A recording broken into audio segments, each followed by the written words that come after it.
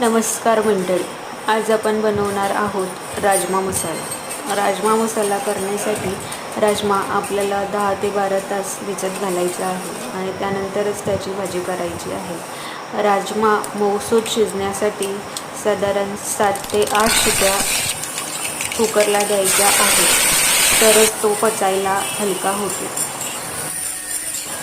शक्यतोवर राजमाची भाजी सकाळच्या वेळेत करावी, कारण राजमा पचायला जड असतो, पण राजमामध्ये प्रोटीन्स भरपूर प्रमाणात असतात. त्यामुळे नॉनव्हेज न खाणाऱ्या लोकांसाठी हा एक चांगला पर्याय आहे.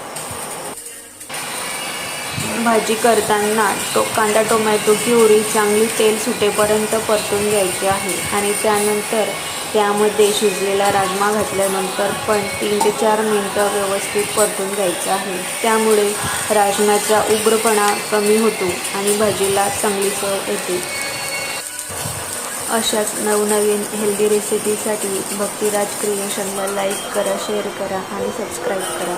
व्हिडिओ पाहिल्याबद्दल धन्यवाद.